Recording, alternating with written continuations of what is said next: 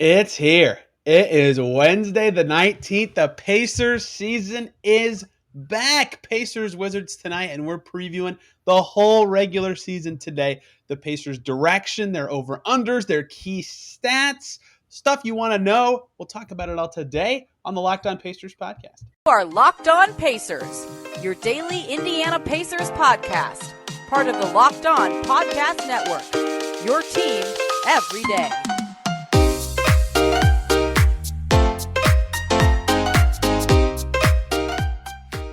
Welcome in to another edition of the Locked On Pacers podcast, where we, of course, talk about the Indiana Pacers. As always, my name's Tony East. I cover the team for Forbes and SI. And today, boy, oh boy, do we have a fun one. It's here. The season is here. It's the middle of the second quarter of Sixers Celtics, which is a free throw fest right now, and it's ugly. But this is not ugly.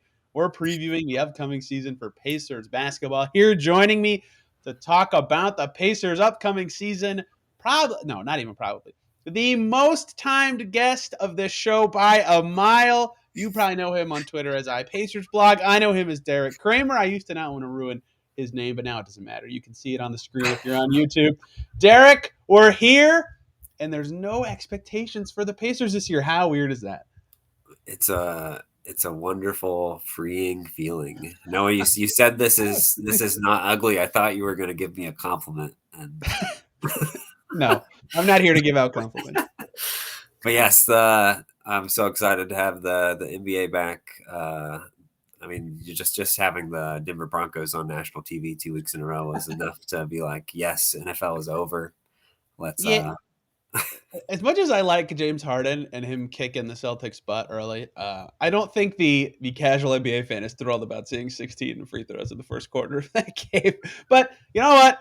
I think it's good that people are able to manipulate defenses, even if it's not great for the casual viewer. Hey, we're not here to talk about James Harden. We're talking about the Pacers. And let's be real. In past seasons, these season previews have been about, can they get better from last year? Can they get back to where they want to be, whether that's top of the East, second round of the playoffs, in the post-PG era, or in the PG era, deeper and into the playoffs. This year, it's not that. For the first time in, my goodness, over a decade, this is the first time. I guess after they traded PG for Vic, maybe, but even then, mid-30s was the projection. This season is not about wins for the Pacers. They have said it. This isn't just experts picking it. This is Rick Carlisle and Kevin Pritchard saying, we're building. This is a new era. This is year one of it. The expectations are low. And I think Caitlin Cooper's term is perfect to describe this season. It's a season of discovery for the Pacers. Who's good? Who's not? Who fits with who? What is important for the long-term future of success of this team? And so I'm curious, and I don't know if excited is the best word, but how are you feeling about a Pacers season defined by discovery as opposed to chasing wins and trying to improve marginally over past seasons? I am extremely excited. Excited is definitely an apt word for my feelings about it. Like, this is the first time the Pacers have ever really commit to a team like this with youth and like a rebuild. It's weird. It feels weird. Like, I haven't been this excited for a Pacers season in multiple years. I think you nailed it with like the no expectations thing. I think the last time we had no expectations was the first year with Victor Oladipo and all those vets. I still have like a theory that Kevin Pritchard was really trying to stealth tank. He just wasn't allowed to rebuild, so he's trying to stealth, and then it just was amazing. One of my favorite seasons ever. I do not expect that they'll like surprise us with a bunch of wins just because the defense is so bad. But I think this is going to be a fun year as long as you're not worried about the final score. So I think as long as one of Mathurin or Halliburton is either good or better, clearly better than last year in Halliburton's case, there'll be a lot of intrigue and stuff worth tuning in for during the whole season. And there's a lot of interesting young pieces in general. But, I think for the really into the Pacers fans who will watch 40 plus games every season, they, most of them that I've heard from are happy about this direction. But there are a lot of people that I think, come end of November, if they're 5-15 or something like that, could tune it out quickly, and I'll be curious how they're able to navigate that. Is Matherin enough of a selling point? Like if it's the guy we saw in the preseason, yeah, he might be. Like he was very exciting. Is Halliburton taking a step forward enough of a selling point? All these things will matter because I think they're making the right choice for the long-term success of the franchise. They were just stuck in the first round with the core that they had before. Taking a step back makes a lot of sense.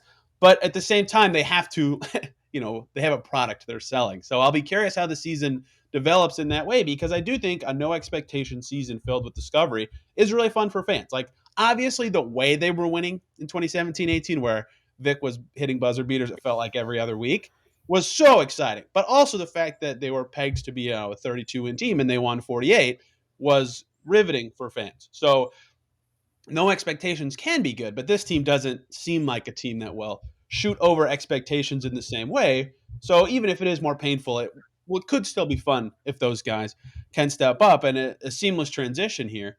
That team's over under in 2017-18 was, I think, 31 and a half, maybe 32 and a half. This year's team, according to our good friends at BetOnline, 25 and a half. Vegas has it even lower. Think they can get to that? 25 wins last year. They had Sabonis for much of the season and Brogdon, but they also were like one of the worst 5 teams in close games ever, and a lot of that is luck. So where do you fall? Do you think the Pacers go over or under the 25 and a half win projection? It's real hard for that number. For me, I think they're probably building in like everybody expects that they're going to trade off some of these veteran guys Yes. like Miles and Buddy. Maybe the sooner that happens, the lower that number could be. Um, right now, like if the team stays together like all the way to the deadline, like maybe they push it a little over. I think it's like 30 seems like the number to me right now, but it's tough with they just don't know what's going to happen with this roster. Yeah, it is tough. My number running through the schedule was 26, and I did bake in post trade deadline thinking they'll be worse, right? Even if Turner and Buddy are still on the team, like post trade deadline would be a time where it's like, okay, if Buddy's still on the team, Ben Matherin is for sure starting over him come that time of the season, and like they switch into more of a development mode. That sort of stuff will happen, right? So even if they make no trades, their stance will change post All Star break, post trade deadline, whenever. So I think 20. I ran through the whole schedule game by game. You can see their back to backs better that way. And I got 26. Just for math's sake, basically they win 1-3 this year, which actually sounds higher than saying 26 wins, doesn't it? When you say winning one out of every three, but I think that makes sense for this team, and I think that they'll have a lot of 130 to 135 kind of games or 120 to 125, which is fun for fans, but is not good for the win loss column. So we'll see how that shakes out, and I'll be curious how that goes. The final question I have, big picture this year, before we get into something fun I want to do, which is who's going to lead the Pacers in every stat this season? One more question for you, Derek. What is more likely to you about this Pacers team? One, they push for a play-in spot. They do the Spurs thing from last year, where the Spurs were not trying to be good, but then DeJounte Murray was good enough that they got the 10 seed and made the play-in in the West. Or two, they have the worst record in the NBA. No team is worse than the Pacers this season. They end up with the fewest wins. What is more likely to you? Ooh, I hope it's the worst record, which sounds bizarre to say, Wow. but I don't want anything to do with the plan, not a single thing. But I I feel like they're right now as it is. I think they're right in the kind of the middle of either of those things. And Agreed. I would lean a little bit closer because they're going to be focusing more on developing, even if some of those vets are still there. I'm going to say it's more likely that it's going to be the bottom than the play-in.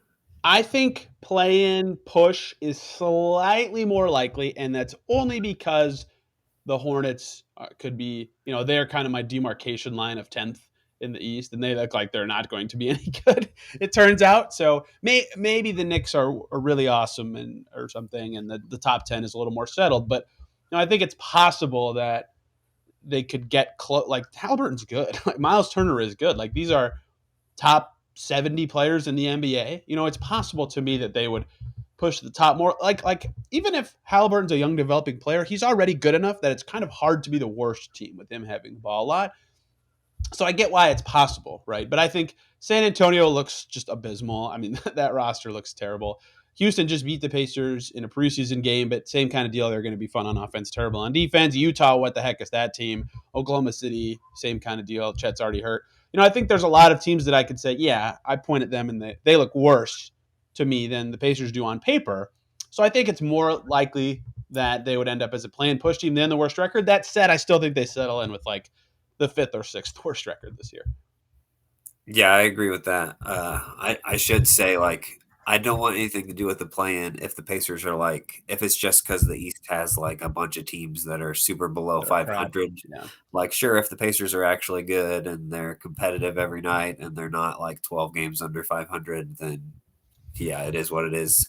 If they're actually way better than everybody seems to think that they're going to be, yeah, all right, the playoffs are fine. But if they're not good, I really don't want anything to do with not being in the lottery this year. Yeah, did the Spurs, they went 34-48 last year. Like, did they want to be in the play-in?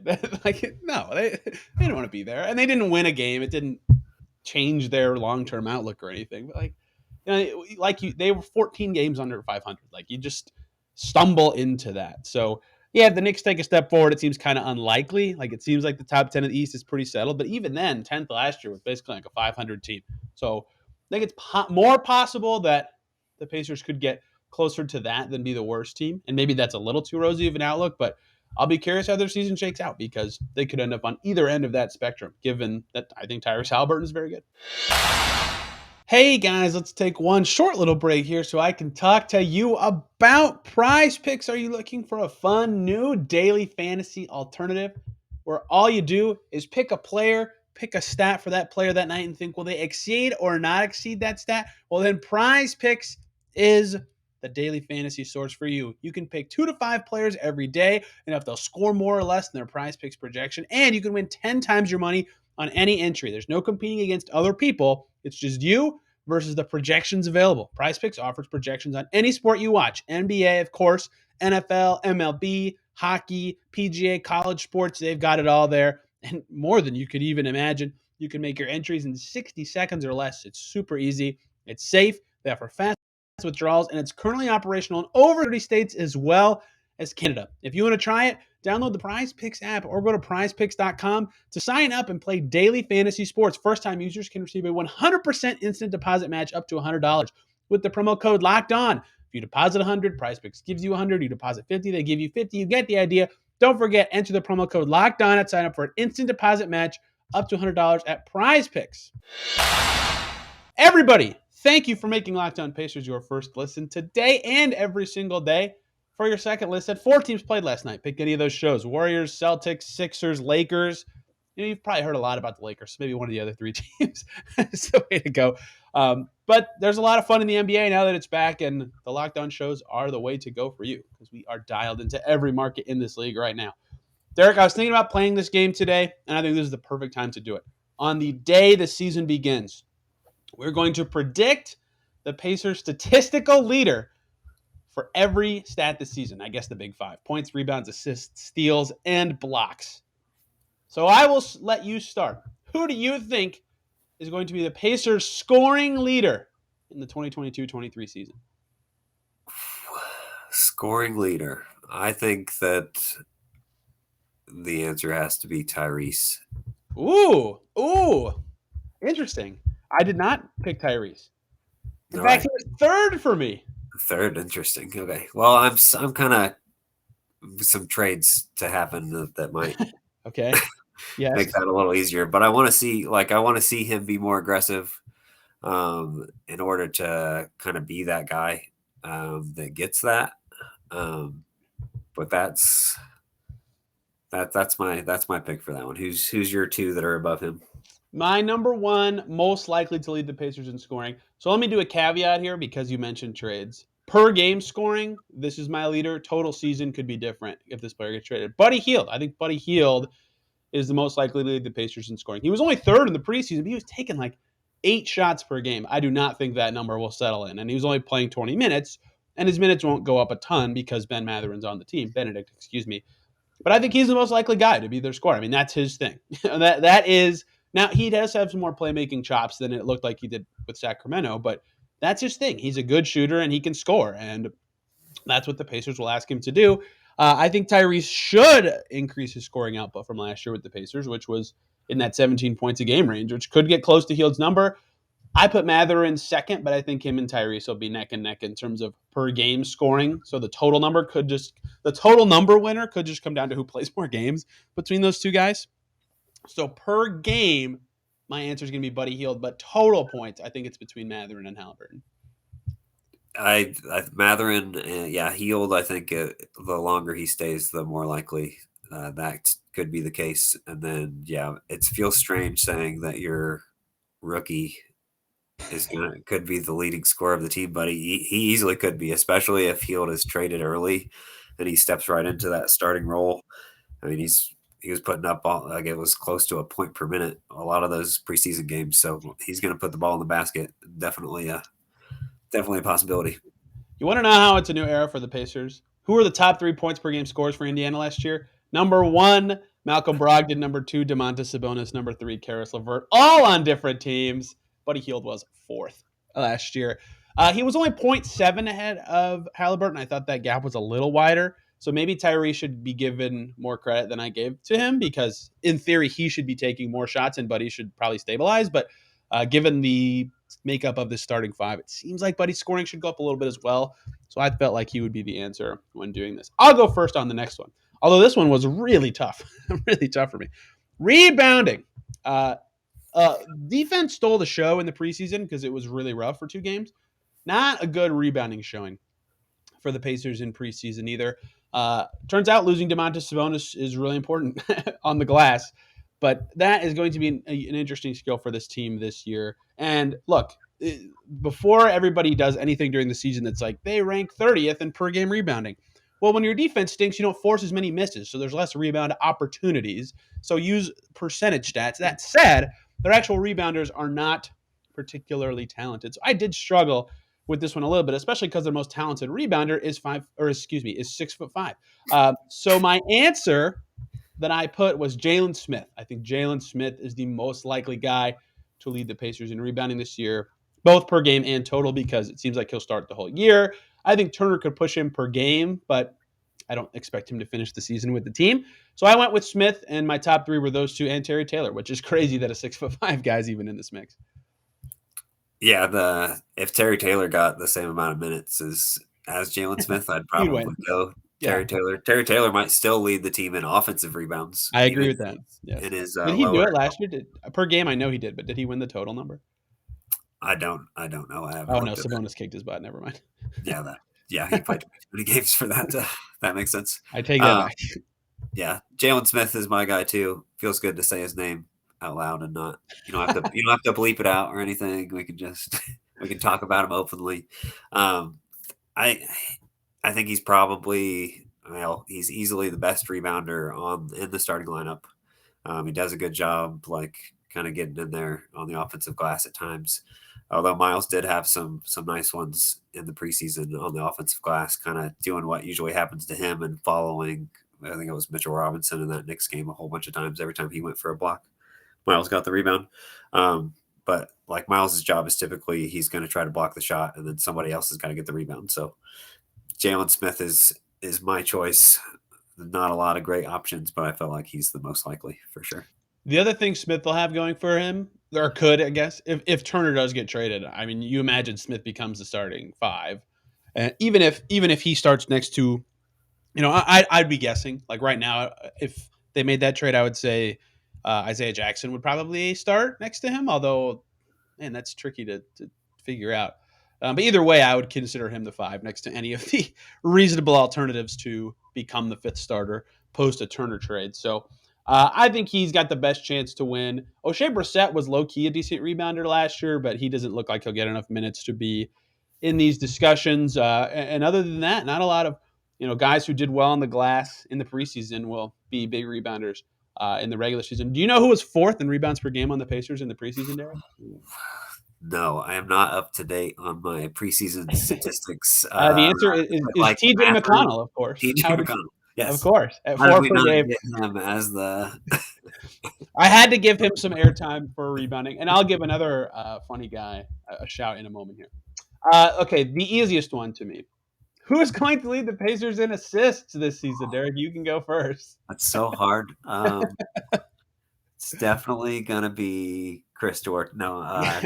yeah, it's Tyrese. Although I do think Chris Duarte, like he's making a lot more passes that Yes. are like very nice on his pick and roll as a ball handler in the preseason. So that'll be something to look forward to.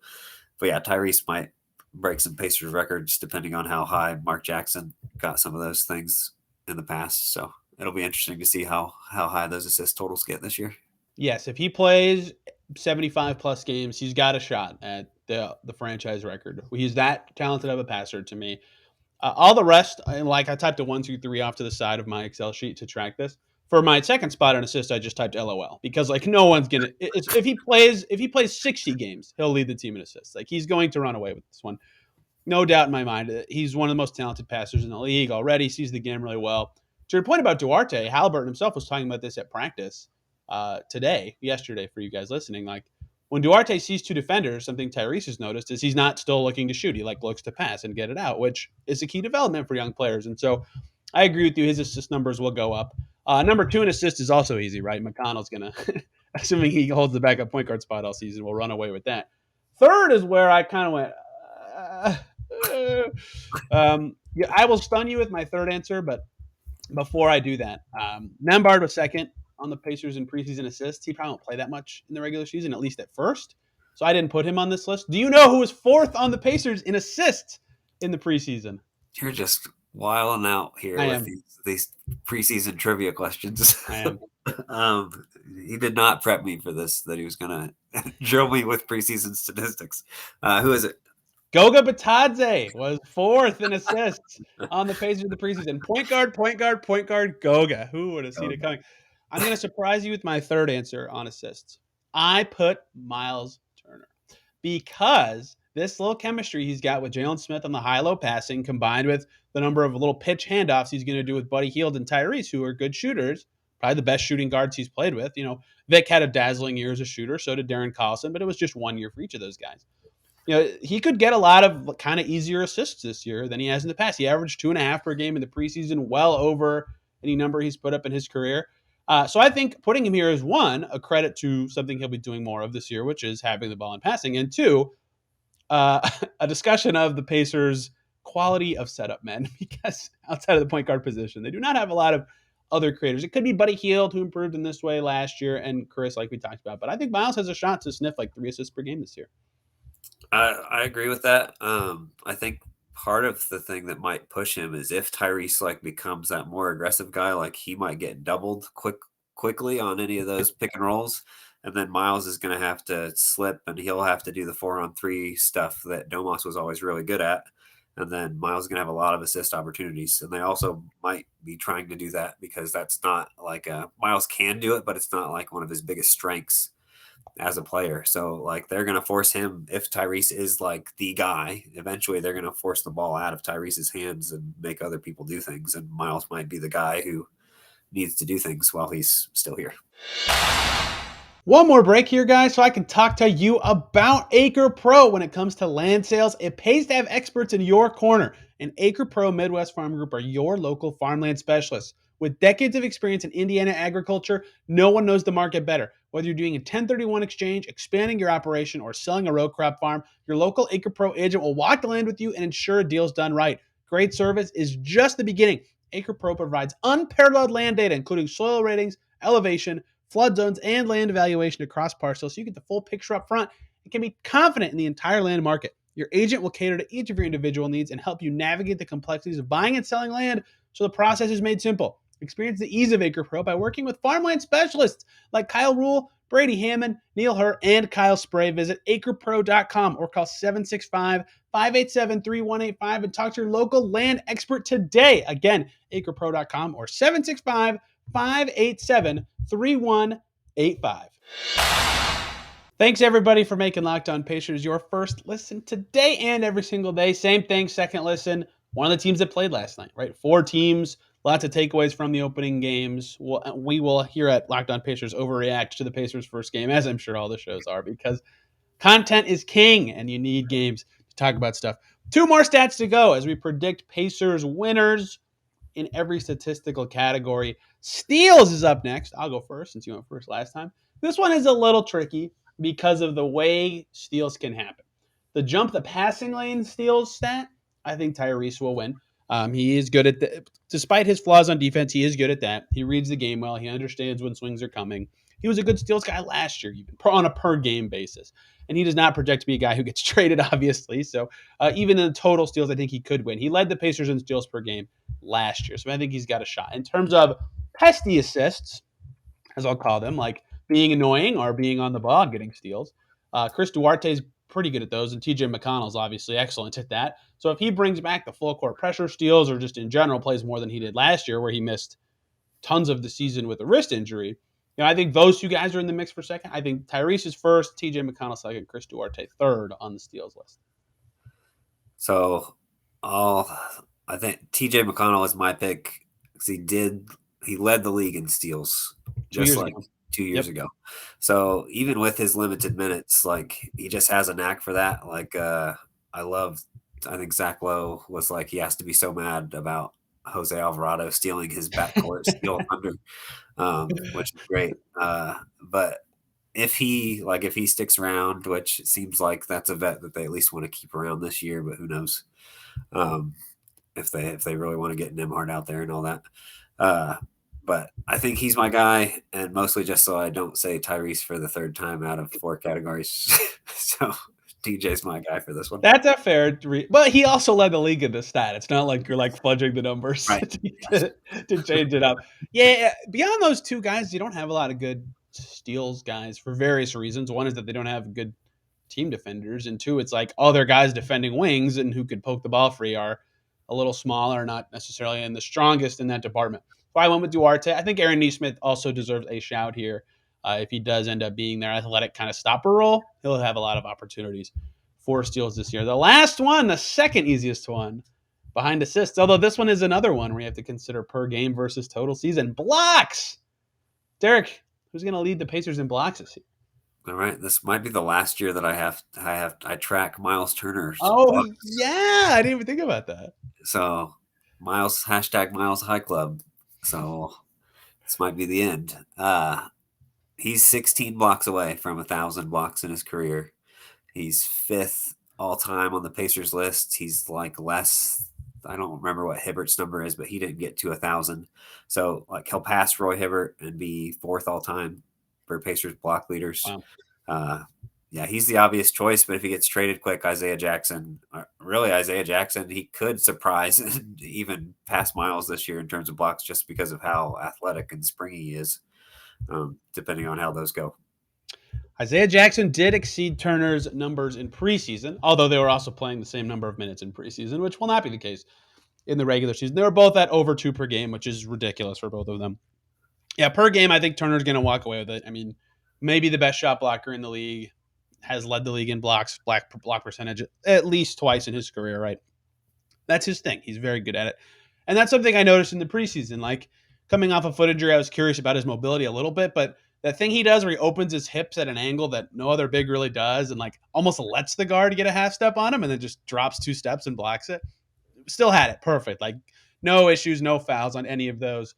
I think that's something he'll have. So I think he will lead them in per game blocks, but Isaiah Jackson could win the totals blocks, especially if Turner's traded, because not only will Jackson have the whole season of numbers, he'll get to play more directly if Turner is traded away. So it's a very natural thing to think that he could catch him in the totals department. Third place, I don't know, Goga maybe, limited minutes. Chris Duarte, I guess. He blocked some shots on the perimeter last year. I mean, they do not have a good third candidate here. Probably Jalen, just because of the amount of minutes. Yeah. Just because of the amount of minutes and being a big, but he's not like he doesn't get a ton of them or anything. Jalen blocked 3 shots in the preseason, so I don't know. So, yeah. That is inaccurate. I apologize. I was looking at turnovers. Jalen Smith blocked 0 shots in the preseason. Oh, man. So it's TJ McConnell. He's the one. He's third. If Andrew Nembhard was going to play, I would consider him just because he's so tall for his position. But yeah, I'm not going to consider him. That's all the stat leaders. I thought that was fun. A good way to look at what's going to happen on the court for this team. Okay, two more things I want to talk about looking ahead at this Pacers season. One is, what will this season tell us and fans about how long this rebuild could be? In fact, I think that's kind of how I want to end the show in general, because when they've talked about it, they haven't really given a firm timeline of like, we think we'll be good in X number of years, right? And it's easy to look at this team and go, okay, Matherin looks good, but he's a rookie. It probably will take him into his third year to be this high impact guy. And so 2 years from now, they'll still have Halliburton, presumably. They still will have Duarte, Jackson, Matherin, whoever they pick with their 3 first-round picks this year. Those guys will be entering their second year. 3 years from now, including this season, makes sense to me. But, let's say Matherin and Halliburton are the only 2 players who look awesome this year, and everybody else doesn't look good. Even if just those 2 guys look awesome, I would move that up a little bit, because those are the 2 guys for this team in terms of, being your setup men on offense. So I think that what I will learn about their timeline will depend on those 2 guys more than any other player. But also on the flip side, if one other guy, whether it's Jalen Smith or Chris Duarte or Neesmith, all it takes is one other guy really jumping over expectations to go, okay, they have 3 obvious good playoff level performers on this team, maybe move it up. So I think either the bucket of Halliburton and Matherin both look great, or one of the those 2 guys is awesome, would make me move it up. If not, if they all meet expectations, which is still fine, I think I would say right now, this is like a 3-year project before they're like a competitive postseason team. Yeah, I think 2 years is the absolute minimum. Yes. I think and depending on how this year goes, we'll see how excited I am for another year of kind of, we know that they're not going to be good, but I think next year is probably a lock that they're still not going to be ready to be like back to trying to compete consistently and like pushing for like playoffs above the play-in area. I think you're right. The like Tyrese and Matherin that's the biggest thing. Like if they don't look as good as expected, then they're in trouble. Or I mean, really, they're going to be searching even harder than they were. Which all the returns so far are great. Like I don't think either one of those guys is going to be terrible right now. There's no reason to think that. That's for sure. I agree with that. I think, I don't expect them to be good this year. Like I said, we both had them at like 30 or fewer wins. I think next year could look a little bit like 2010, 2011, right? With like young Collison, young PG, young Lance, Brandon Rush, I think then, Hainsbrough, AJ Price. Like they had a lot of young dudes. They were just trying to figure out who the good ones were. And they tripped into the playoffs that year. I don't think they'll make the postseason next year, but they won 30. Upper 30s in games that year, and made the and was the year before they was like, oh wow, the Pacers are really good, right? I think that's what next year could look like if a lot of the pieces fall into place the way it looks like they should at some point. But it could take longer than that, right? This could be 2008, 2009 right now, which was a horrible season for several fans because they were terrible. But that was, I think, their first 50-loss season in 2 decades at the time. That's where they are in terms of reality with wins and losses. But it eventually, with the core they have, I think they're going to have a season like 2010, 2011, where it's like, these guys are all young and they're not supposed to do anything yet, but it's like, oh, wow, this team's clearly going to be good at some point. The question is on this timeline, when's that season going to be? Yeah, and I think with your kind of analogy of that 2010 team, like it's going to take a little bit longer because when Paul George was a rookie, they had a lot more vets in the situation already, and they're kind of ready because they didn't go with the youth rebuild. They went with let's try to sell as many tickets as we can, which wasn't very many. Which I'm also interested to see. Like the tickets couldn't have really been any worse last year. So like, is it gonna be any worse? I personally bought tickets this year and I haven't in a few years. So I'm more excited for this year than others.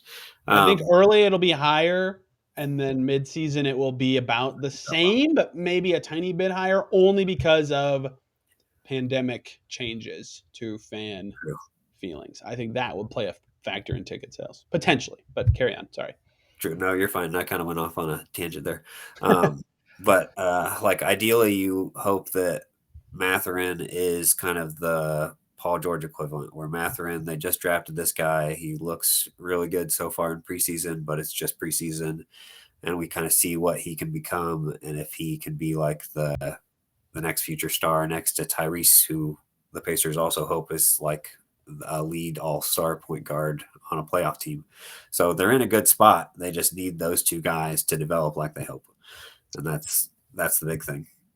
Now, something unrelated to their coming season that would change my answer is if they win the lottery and Victor Wembanyama as a Pacer, that would also change how I view the timeline a little bit. Scoot Henderson's that good too, I think. I mean, obviously Wemby's going to be the guy that's tracked all season, but if they get one of those top two guys next year, you also think a little bit differently about their timeline because their new face of the franchise isn't Matherin or Halliburton. It's one of those two guys. And even then, like, even if they got Wemby, I'm not expecting that team to like automatically be good that first year. Right. So even if they win the lottery, I'm still saying probably year 3 from now. So this year, next year with rookie Wemby. I don't even want to talk about this. This sounds we've gone off the rails. I don't think about this too much, but I still think it's going to be 3 years, even with like a top pick. Yeah, I think that makes sense. And that's how rebuild timelines go. Like, it's weird because they were so bad last year. Because, like, most people would look at a 25-win season as year one of a rebuild, but they were not trying to do that last year. Like, this is, to me, year one of the build, the rebuild, whatever term you want to use. So this is kind of the first year of the calculator, even though they haven't made the playoffs since 2020. And my favorite fun fact that the Thunder have played a playoff game more recently than them kind of taints your rebuild timeline. But that's where they are, and they'll have to come to terms with that. And I think we will learn a little bit about how long or short that timeline will be this season based on who is good and who isn't good. And the last part of that equation is if they completely nail trades, like if whatever veterans they move on from, if they get great returns that really fit their timeline or are young and talented now, like that would also, to me, make me go, oh, okay, they're pushing for something here. Yep. I don't know what those pieces are. That's the hard part. Yeah, I don't want to talk about fake trades because they play a basketball game tonight. Pacers, Wizards. I cannot wait to watch this team play a game that matters and not a fake exhibition that I have talked about way too many times on the show, which is why I'm so excited. You memorize the stats to these exhibitions. No, I have the tab up with. Oh, that's true. You didn't memorize. You asked me multiple questions about who was fourth on a statistic in preseason. You don't know who's fourth in preseason various stats? Oh, I'm sorry. I'm sorry to disappoint everyone out there. I'm mostly excited because all the stats pages I use don't have preseason stuff for like who played with who and all that stuff. So I'm excited because I'll have data to be able to talk about this team better and in the way that I like to cover a team. And that is why I'm excited for real games beyond many things, including watching meaningful basketball and not third quarter garbage time. Derek, thank you for coming on the show. You are currently, 1, selling Pacers-related memorabilia, and 2, run a Pacers-related website. So why don't you tell everybody where to follow you and all your stuff? Yes, website is at or iPacers.com. Plan on writing more this season than I have the last few. Lots of stuff from this summer is up. If you want to look at any of that, it's been a little bit since I've written anything. Shirt design, latest one is up. It's called The Windmill. I'll leave it at that. But you can find it on my Twitter at iPacersblog. You should go look and support Derek and his work as we head into the Pacers season tomorrow. Many of you know him. Adam Friedman's going to join us for his favorite show of Locked On Pacers history, overreactions to the first game of the season. Of course, very few of them actually hold true, but it's the first game, and it's fun to talk about what happened in the most extravagant way possible. And, of course, Friday talking more about their first game and their weekend opponents, all that stuff. Lots of fun coming up. The regular season is here. We finally made it. We'll, of course, have everything covered for you here on the Locked On Pacers podcast. Thank you, everybody, for listening. Have a great rest of your day. We will see you tomorrow.